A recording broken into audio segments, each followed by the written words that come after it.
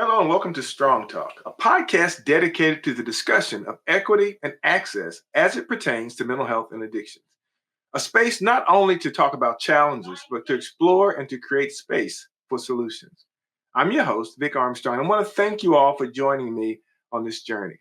I'm joined today by my friend, colleague, and an amazing mental health and suicide prevention advocate, Miss Fonda Bryant. Fonda, thank you so much for joining me today. Oh, thank you for having me. I'm glad to be here. Thank you. Well, Fonda, you and I, we go back a ways. And so a lot of this we've had conversations about before, but every time I talk with you, you're always doing something new and different.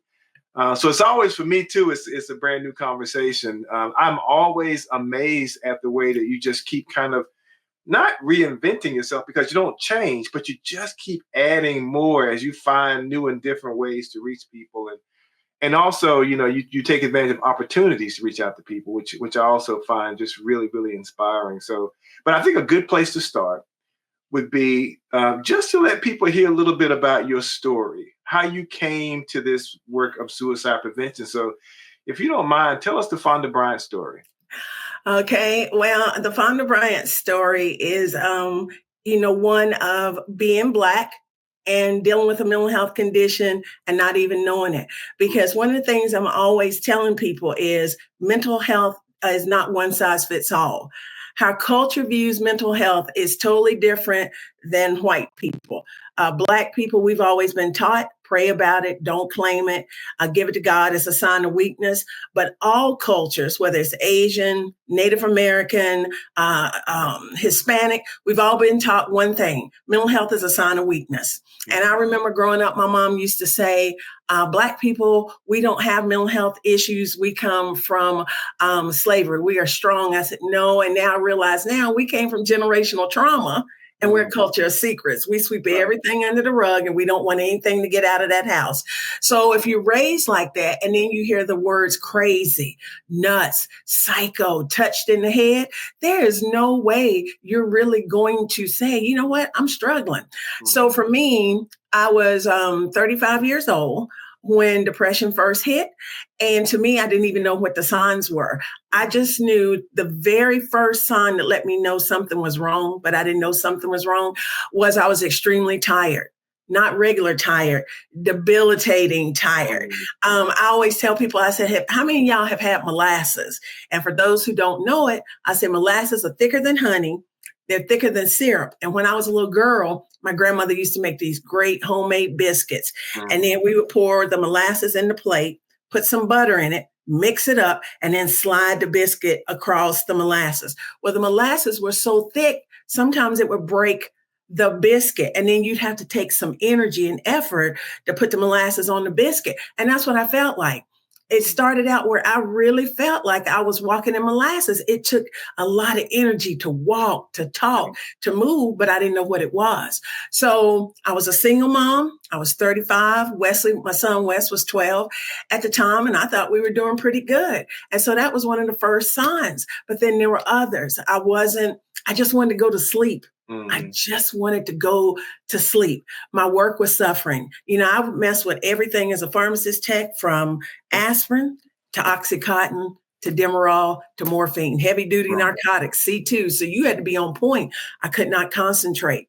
And then I started, my appearance changed. I take great pride in my appearance. My appearance changed. I went wearing makeup. I did good to take a shower. And this just kept happening. I'm very outgoing, very talkative, as you know, but I just started withdrawing.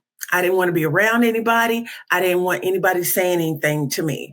But it was just getting worse, to the point where I would leave work, pick up Wesley from school, from the bus stop, go home. And some days I was just too tired to take off my clothes to go to sleep.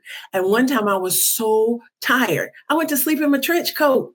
Wow. I had no idea what was going on with me. And so, because I was talkative and outgoing and people realized that I took pride in my appearance, people started noticing. The pharmacists started noticing, and thank God they did. And my assistant director of pharmacy came up to me one day and she said, Fonda, what's going on with you? I had no idea. Yeah. So the first thing she said, we're going to get you some help. So they sent me across the street to the EAP, the Employee Assistance Program, and they gave me time off from work to go to outpatient, because when the the counselor at the EAP said, Fonda, we're going to get you some help. You go into outpatient psychiatric help. My eyes got that big around because, Victor, movies and television, they've gotten a little bit better, but they still portray a mental health facility as a straight jacket, hair standing all over your head, medicated, and people mistreating you. And it's no way, being Black, I wanted to go. But I knew if it didn't go, I could, lose my job, and my son depended on me. So, they sent me way out there to Cedar Springs, which is in Pineville, and that's not even there anymore. The Cedar Springs, but they sent me out there, and first thing I did was meet with a psychiatrist, and that didn't go well. Then I went inside the psychiatric hospital, and I thought they were going to keep me, but they didn't.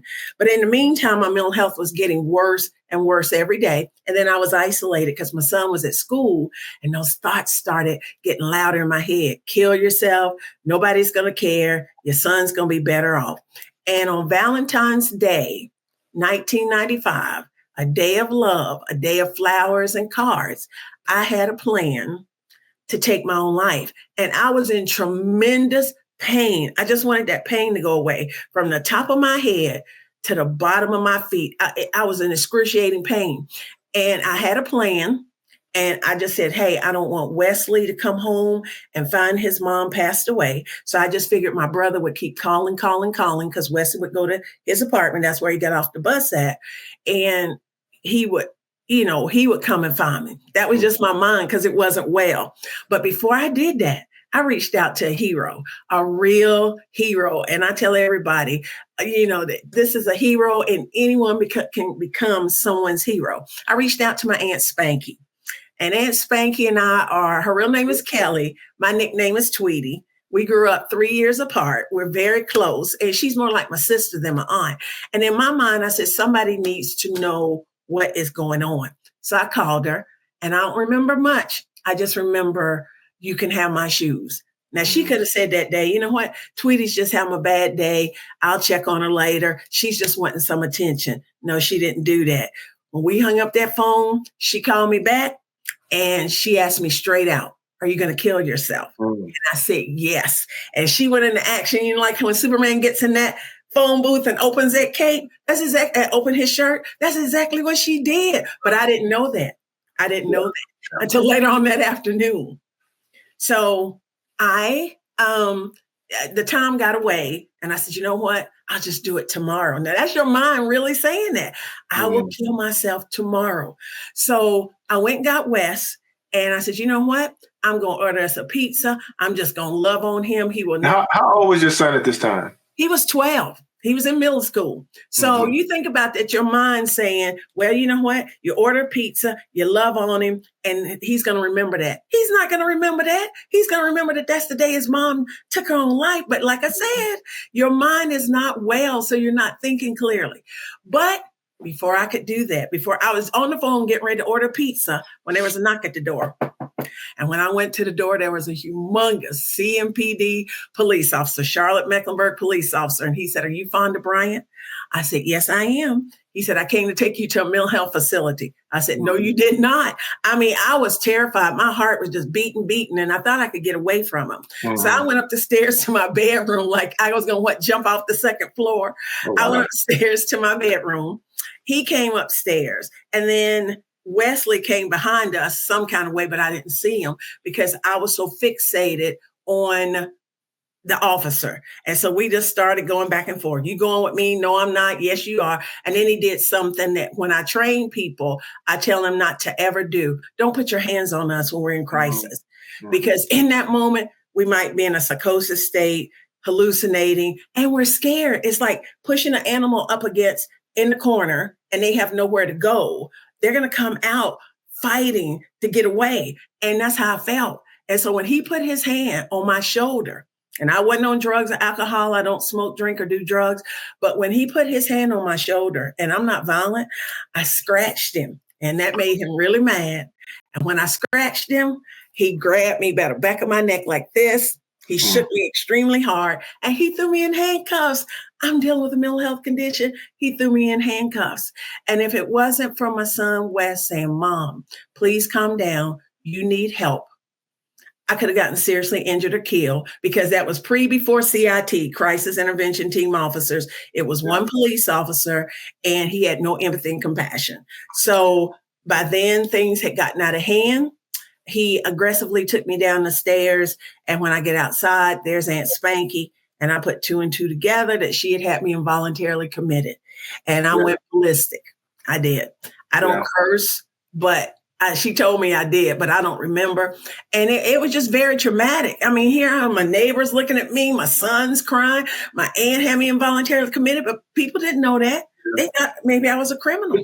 But Fonda, and so much of your story, it just resonates with me in so many different ways. Even going back to the beginning, when you talk about the way we've been socialized in the Black community, talk about suicide, and I think a point that you made was very poignant, and that is, I mean, the basic tenets of suicide prevention are the same across races and cultures. We know what can drive a person to suicide, but the way it shows up and the way we talk about it, the way we're socialized to think about it and talk about and think about the way it relates to us is different in different communities.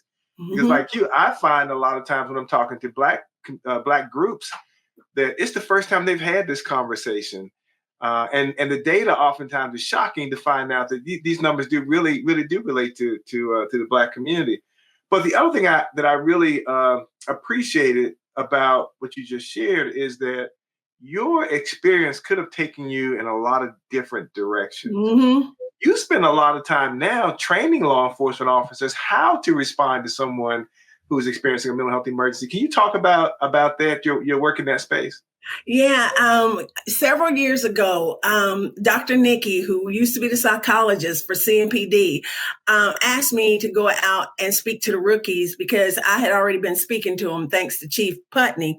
He had let me go and talk to the rookies about their mental health and suicide prevention. And when I first went, they wouldn't say a word because of the stigma. They wouldn't open up to me. You could see it in their eyes, but they wouldn't do it. And then I became part of the community engagement team with other community members. We go out there and speak. So they started opening up a little bit. But it was only until Dr. Nikki had left CMPD and asked me to fill in for her at the academy and gave me an hour and a half. I said, well, what am I going to do with these officers for an hour and a half?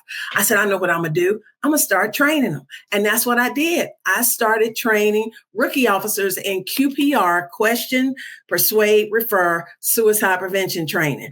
And they took to it like a fish in water. I mean, each class is getting better and better. They're chatty patties. They're opening up about their mental health. When they reach out to me to get their certificate, they're sharing stories with me. And it makes me very proud, because one of the things, when I came out of that psychiatric hospital, I was out there for a week, taken out there in handcuffs, didn't want to be there, terrified, thinking nothing's wrong with me. I don't do drugs and alcohol. I'm just tired. I was struggling because they diagnosed me. They actually took my blood and told me, say, hey, you are dealing with clinical depression, a disease that's never going to go away. And you could have knocked me over with a feather.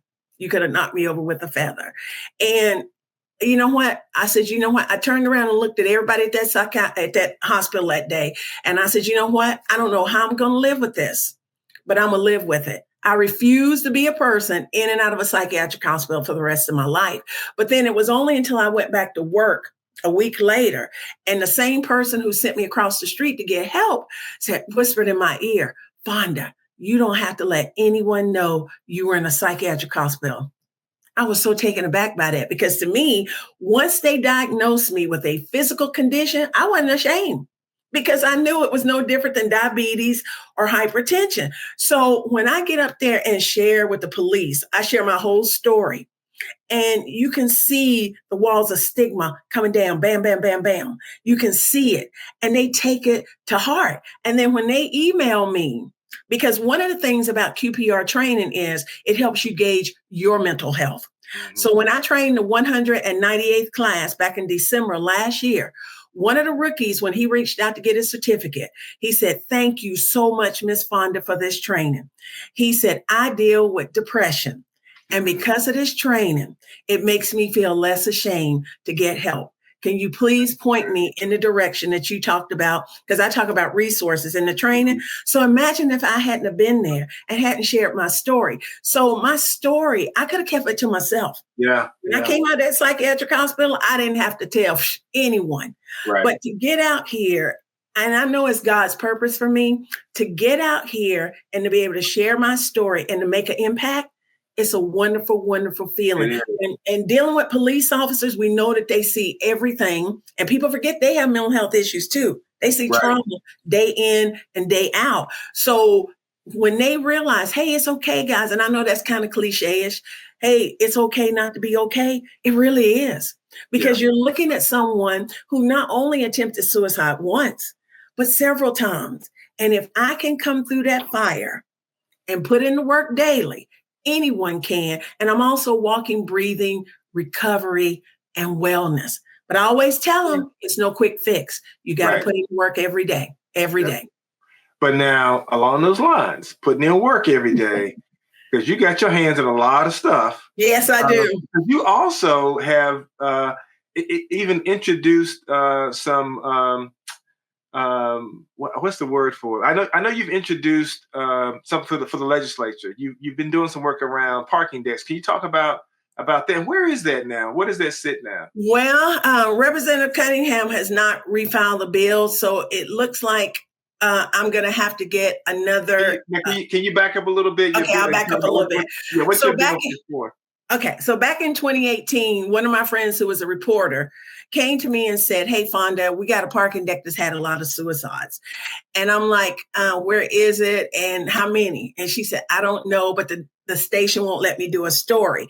So I said, well, we can't leave it, because if somebody comes and brings me something, I'm going to be about action. I'm going to see what I can do to help. So when she told me that, I said, well, we can't leave it like that. So I was working uptown as a temp at Duke Energy, and asked a police officer one day, I said, hey, have you heard about a particular parking deck that has a lot of suicides, yada, yada? And he said, yes. He said, it's the Center City Green parking deck, which is right across the street from where the Hornets play at the Spectrum Center.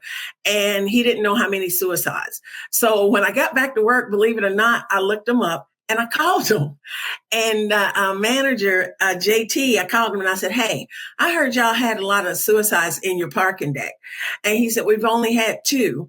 And I said, well, 2 is 2. 1 is one too many. That's what I told him. So I guess he thought it was very strange, but I didn't let it go there. I called him, then I emailed him, and I started letting him know, hey, words can hurt, but words can help. And I want to put signs up in your parking deck to stop suicide. So it was only until I did the story with the Washington Post that I found out in that particular parking deck, they had 6 suicides in 4 years. 6. And that parking deck is 12 stories high. And so it took me a while, maybe a couple of months, to be able to get them on board. I met with them, the manager, and then the guy who was over, JT, and they asked me, they said, well, what do you want on the sign? I said, to me, the most important thing, you're not alone. I said, because when you're struggling, you really do feel like you're alone. And actually, the signs came from my wristband that I wear every day that says you're not alone. It has, you can text help, 741-741, hope, recovery. And then on the inside is a personal message from me. It's okay to ask for help. Call or text 988. And I wear this every day to remind myself that, hey, Fonda, you're not alone. So I got the first signs up and I was up there when JT put them up, but they were small and he only put them in the stairwell. And people couldn't see them unless they came up the elevator or the stairwell. And we were heading into 2 years with no incidents when a 16-year-old girl went up to the parking deck, took off her shoes, glasses, laid down her cell phone, and she jumped. And my signs were not where she could see them. So when I found out, it hurt me. I called JT and I said, we need to make the signs bigger and more visible. So I went back up there and I can't stand height. My legs were shaking. And he walked me over to where she had jumped. And I said, okay, signs need to go all the way around the perimeter and they need to be bigger. And when he put them up and made them bigger and more visible, we went over 3 years with no incidents until last year. Unfortunately, a gentleman, a homeless man that they said that they had been dealing with, took his own life. But I truly believe those signs are saving lives. I have 12 parking decks all together and I want more. And that's when I went to Representative Cunningham, Carla Cunningham, about And this is because we do have folks listening in other states. This is for you're talking about here in North Carolina. Yes, in Charlotte, North Carolina, I have 12 parking decks with my signs because, see, to me, my signs are very personal because to me, it's an extension of my hand saying, hey, you don't have to do this. Someone cares and someone understands. But in my mind, also, people shouldn't be up in the parking deck in the first place. If people recognize those signs and knew what to do and what to say, people wouldn't be up there. But if you do go up there, at least you know, hopefully it's going to have you to pause for just a minute. Right. Just a minute. And it has, text, what does it say? You're not alone. Call or text 988 or text help to 741-741. Well, they might not call any of those numbers or text. They might reach out to a friend, family member, co-worker, church. That's all I want them to do is to reach out to someone, take somebody's hand. So I reached out to Representative Cunningham, who's a state representative here in North Carolina, and talked to her about it. And Joyce Waddell, one of the senators here for North Carolina. And Representative Cunningham did write a bill, House Bill 858, the Fonda Bryant Suicide Prevention Signage Act. And I thought that bill was going to catch on and really become where every single parking deck in North Carolina would put my signs up. But the more I looked at that bill, the more I knew it was not a strong enough bill. Because, see, I'm out here in the trenches every day talking to these parking deck owners and managers. And as I keep saying, that bill was to set aside $500,000 for the parking deck owners or managers to take money and put my signs up. But I knew that wasn't, everything's not about money. Let's just put it that way. And I knew that bill was not going to fly because it's not about the money. When I go to parking deck owners and managers and say, hey, can we put my signs up? They don't care about the money. Right. They just want this. They don't want suicides in their parking decks. Right. That's it. So where does it stand now? Well, where it stands now is nowhere. It's kind of like dead in the water. She did not refile the bill. So what I'm going to have to do is to get another representative to look at it and sponsor the bill. But this is the thing. I don't live in Massachusetts, but Senator Paul Feeney in Massachusetts saw my story in the Boston Herald, and he wrote a very strong bill. It is mandatory that all parking decks in the state of Massachusetts have my suicide prevention signs up in every parking deck. And after a year, if they do not comply, they will be charged $50 a day until they do. That is the bill that I want to become a national law. So I'm meeting with Senator Feeney. We're going to have a Zoom meeting very soon. And we're going to start talking about once that bill is passed, because he wants me to speak in front of the Massachusetts legislature, which I did a couple of years ago, to let them see an advocate, not lawmakers, but someone who has lived this, and talk to them about why that bill is important. Once that bill passes in Massachusetts, I want to take that ball and run with it to push for a national bill that every single parking deck in this country has my suicide prevention signs in them to save somebody's life. Yeah, that's amazing. One of the things that has always impressed me with you, Fonda, is your ability, even as an individual advocate, to move organizations, to move systems, to get them to pay attention to really a topic that a lot of folks don't want to talk about. And so I commend you for that. But I also know that not only do you influence, collectively groups and organizations, but you also have done a lot to influence people individually. And I'm thinking about a story in particular. There was a college football player that I recall you had some interaction with a while back. I think you all connected through social media, and you were able to reach out to this young man. Talk about that. Well, you're talking about the young man on Chaz IU, who I thought at the time had the best name in college football. And that's why I tell people too, caring can save a life, because Chaz was a complete stranger. And the only reason why I followed BYU football was because my extended son was a coach there, and he's gone now and he's at UCLA doing great, but I still followed the team. And this was during George Floyd social unrest, and this was also during the pandemic. And I just happened to be online one day on Twitter and saw this video of BYU football players. They were Black, white, Polynesian, Samoan, and they had done a video called Be the Change. And Chaz was the first one up. And Chaz is biracial. His mom had mental health and substance abuse issues. His dad was Black, nowhere to be found. So he was adopted by the Ayus, Joanne Polynesian, Jason Samoan. So it's a lot of culture running around. And then you throw in the fact that they are Jesus Christ, a Latter-day Saint.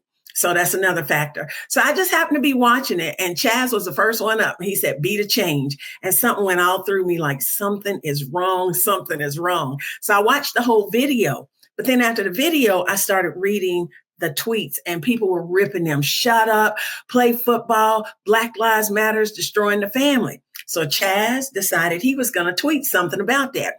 And he didn't say I'm suicidal. He didn't say I'm in crisis. He said simply, "Funny how y'all are cheer for us on the field. We need you to understand our pain, not fight it." That was the gist of it.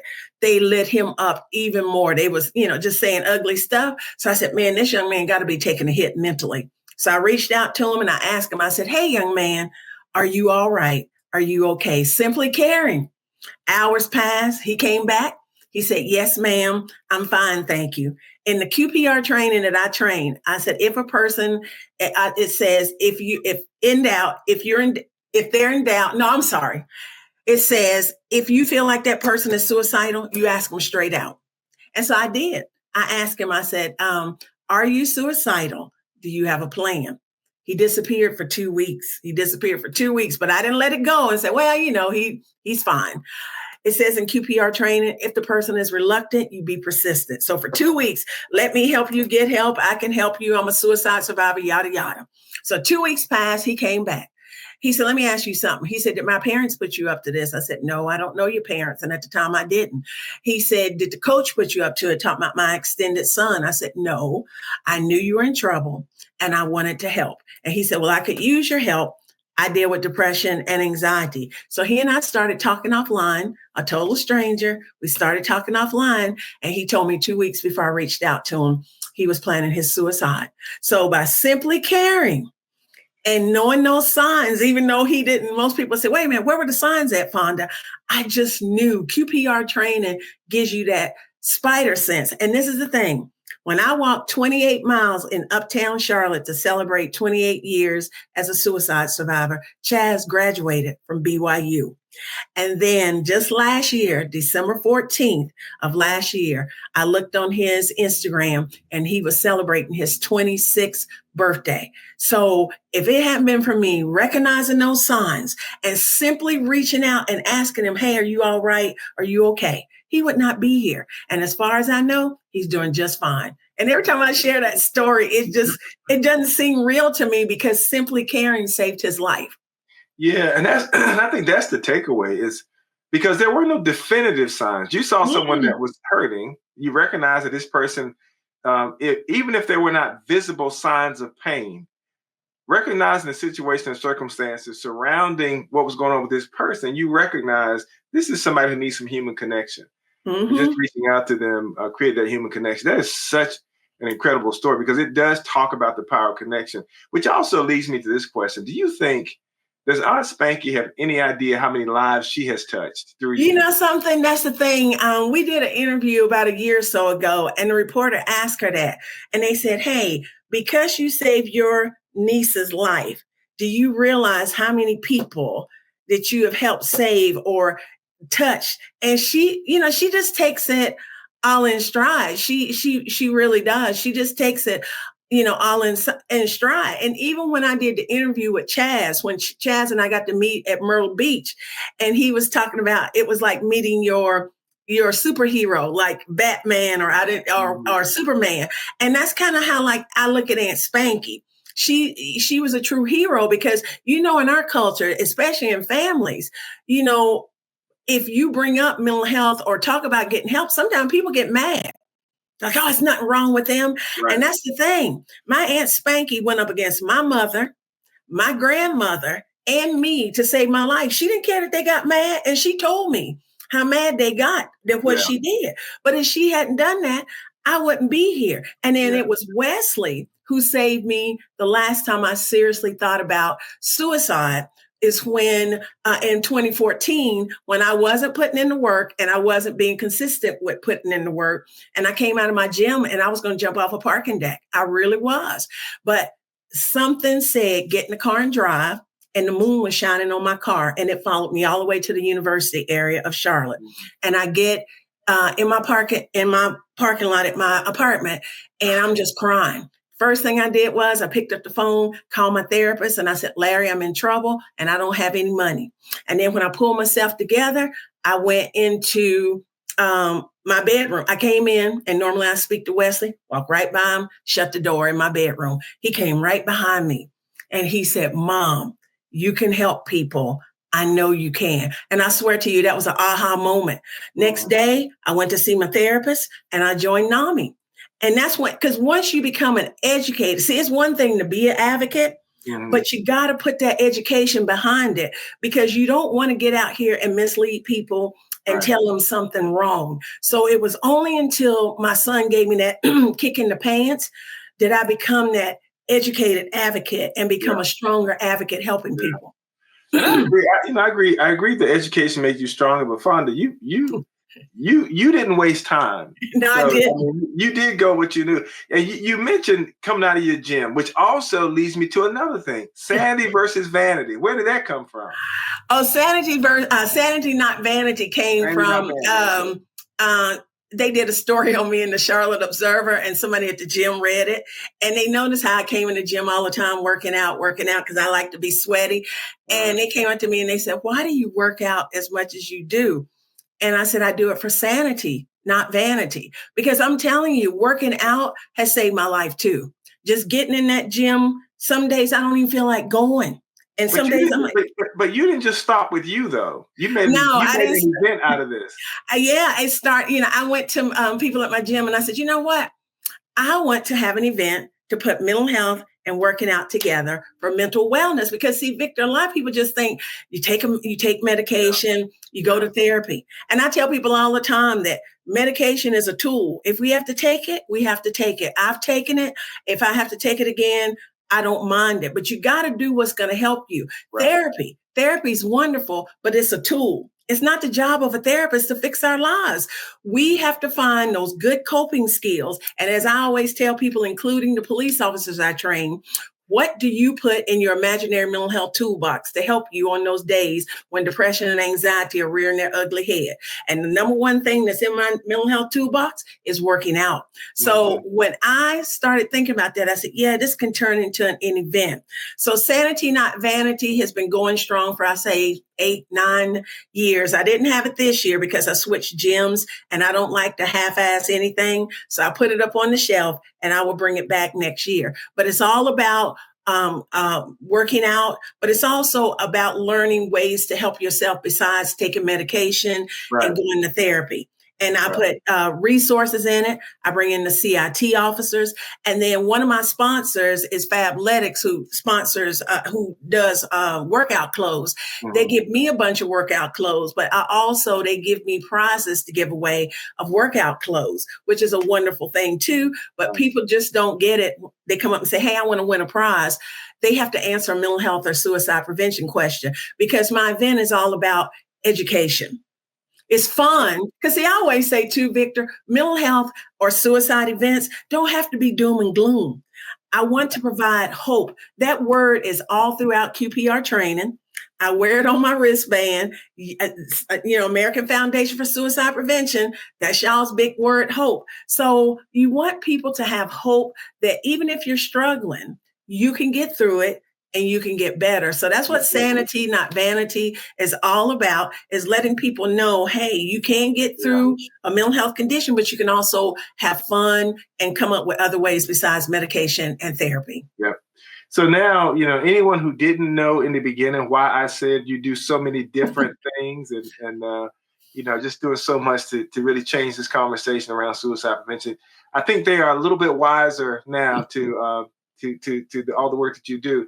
But my own kind of personal point of interest here, I have to ask you, what's the latest story? A lot of folks don't know that you are the daughter of a famous R&B singer.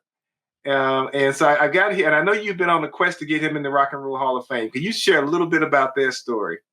Okay, so my father is the late R&B singer Johnny Taylor. He passed away, it'll be 25 years on May 31st. And he made music history and Black history by being the first ever artist to have a million selling record where the RIAA, which is the Recording Institute, I don't know what the two A's stand for, but he was the first one to be certified with a platinum record, which was called Disco Lady back in the day. But my father has a very interesting history. A book just came out with him last year. A gentleman wrote it out of Dallas, Texas. And my father was the first signee to Sam Cooke's record label. Him and Sam Cooke were really tight. And then he also was a #1 selling artist because he was at Stax. And you talk about heavy hitters there with Isaac Hayes, the Barkays, the Staple Singers, Otis Redding. And my father and Otis Redding were really, really tight. And when Otis Redding passed away, my father was his pallbearer, and he also sang at his funeral. So he had two tragedies really in his life. But, the thing is with my dad, I wasn't raised around him. He didn't take care of me, and I never even met him. I talked to him on the phone when I was 28. But through this work that I do, it's a forgiving work. Because you have to look past, and see what happened to my dad. And he was born in 1934 in Crawfordsville, Arkansas. So we already know the racism, the trauma, all of that. That doesn't excuse him not being a dad to me, but I was able to forgive him. And the difference between me and my father, too, is my dad had a lot of substance abuse. I truly believe my dad could be here today if he hadn't been drinking and doing drugs to be able to cope.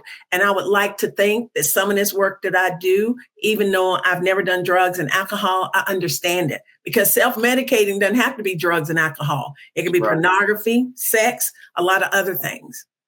Yeah.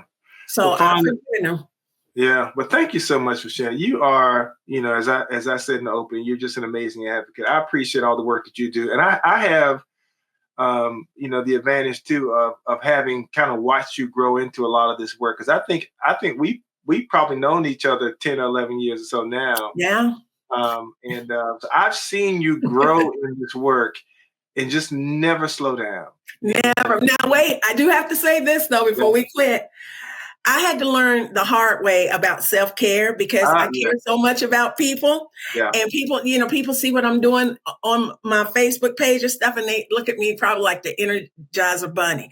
But I did have to learn the hard way that you have to set boundaries doing this work. Yeah. And I was sitting across from at Harris Teeter one day in the parking lot, and those big Tesla batteries that they have where the Teslas come and plug themselves in. That's what I looked at one day, and I said, something, Fonda, that's exactly what you are. You're that battery that people come and plug themselves in, drain it, and move on. And it was only until I went out to Utah and visited Chaz, and I was getting ready to leave. And I said, Chaz, you know something? You still need to go talk to a professional about what's going on with you. And he said, no, Miss Fonda. He said, that's what I got you for. And I realized, I said, Fonda, you're doing too much because I'm not a therapist or psychiatrist. Right. So I have learned that if you don't take care of yourself, you can't help anybody. So I want to leave everybody with this because this work is hard, Victor. You know that. I agree. You got to take care of yourself. Well, thank you so much. I was about to ask you if you there's a thought you want to leave with people. I think that is the perfect. Yes, self-care is not selfish. Self-care is not selfish. It is essential. Thank you so much. Fonda, thank you so much for being with me. Thank you for having me. Appreciate it. We're going to have to come back and revisit, especially if there's any movement on this bill, we'll come back and revisit and have some more conversation about that. But again, thank you so much for being with me today. Thank you to all who tuned in today to join us for this conversation. And as always, if you're listening, I want you to know that you matter, your life matters, your pain matters. You are not alone. You're not alone. And beyond all else, we want you to be here tomorrow and every day after that. This has been Strong Talk. Thank you.